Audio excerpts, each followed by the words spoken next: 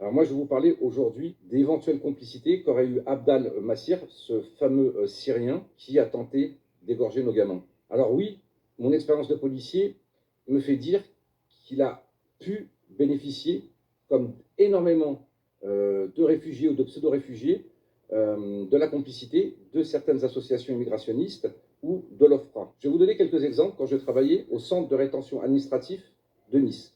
On appelle ça un CRA. Alors ce centre de rétention, c'est comme une prison. Mais bon, les gens qui sont dedans ont un téléphone, comment peuvent discuter avec leur famille. Voilà, ils sont juste privés de liberté, mais ce n'était pas comme une prison. J'ai travaillé dans ce centre de rétention à Nice pendant quelques années, et je peux vous dire que ce que j'y ai vu, c'est la complicité de l'OFPRA qui, devant nous, sans se cacher, disait aux migrants, mais quand tu es interpellé, tu dois jeter ton passeport. Quand tu es interpellé, tu dois surtout pas dire d'où tu viens. Tu devrais même garder le silence. Donc, ces organisations sont complices, comme un peu le bateau SOS Méditerranée, qui n'invite pas pour trouver des pauvres gens qui sont à la dérive. C'est une association qui va aller chercher, qui les pousse à prendre l'eau, et donc finalement, qui est responsable de tant de morts dans la Méditerranée. Et bien là, c'est pareil. Ce genre d'association, dont j'ai été le témoin de faits dans le centre de rétention administrative de Nice, où il disait carrément, jette tes papiers, il y a des voies de recours, on va t'expliquer comment il faut faire, surtout refuse de rentrer dans l'avion, crie, débat-toi, des choses comme ça. On va revenir sur Abdel Massir, donc ce Syrien qui a tenté d'égorger nos gamins. Il a pénétré en France alors qu'il avait réussi à avoir l'asile politique en Suède.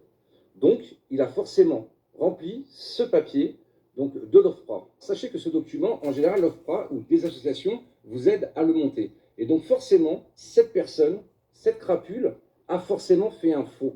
C'est-à-dire qu'il a donné des mauvaises informations à la France pour essayer d'avoir l'asile une seconde fois. Parce qu'il était en Suède, il était marié, il avait des gamins.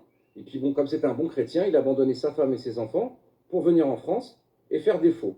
Sachez qu'il y a une différence, c'est qu'en France, vous avez le droit à peu près 500 euros par mois, ce qui n'est pas le cas dans tous les autres pays de la communauté européenne, quand vous êtes un réfugié. Est-ce que c'est ça qui l'a poussé? L'enquête le déterminera. Et donc voici les mensonges qu'il a dû forcément commettre, comme par exemple la question est-ce que je suis en position de documents d'état civil? Forcément oui, il avait des documents suédois, mais forcément, il ne les a pas fournis à la France.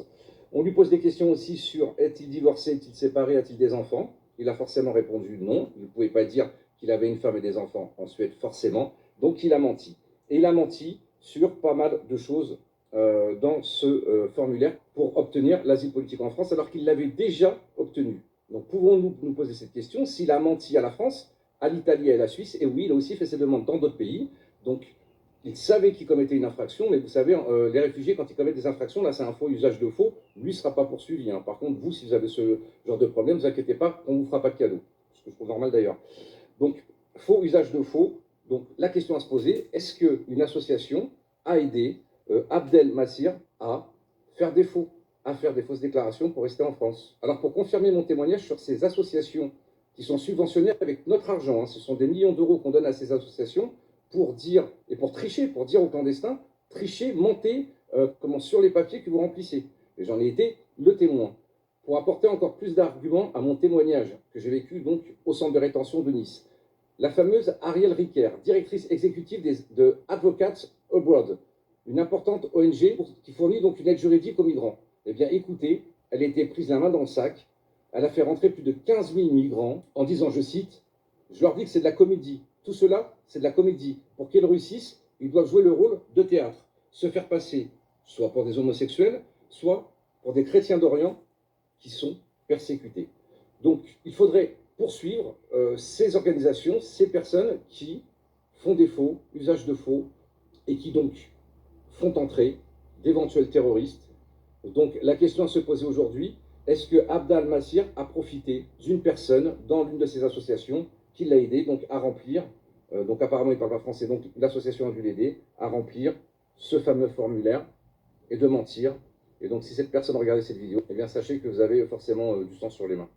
Donc voilà, juste pour en rajouter un peu sur le centre de rétention de Nice, en vérité, il m'est arrivé de ramener 2-3 fois la même personne à la frontière, donc à Ventimille. Elle rentrait dans les statistiques pour dire, regardez, on renvoie beaucoup d'étrangers chez eux, mais non, ce sont des étrangers qui font les allers-retours. Et le plus, je crois que c'est 13-14 fois que j'ai ramené, en tant que policier de la police aux frontières, au centre de rétention de Nice, j'ai ramené 13, 14, 15 fois, je ne sais plus, la même personne qu'on connaissait, qu'on tutoyait, qui était dans la voiture, et qu'on ramenait à la police de Ventimille, qui les relâchait 10 minutes après. Il leur arrivait même de nous demander si on pouvait les ramener en France. Voilà, j'espère qu'une enquête sera ouverte pour savoir si Abdelmassir donc, a eu une complicité et est-ce qu'il a aussi menti aux Suédois en leur disant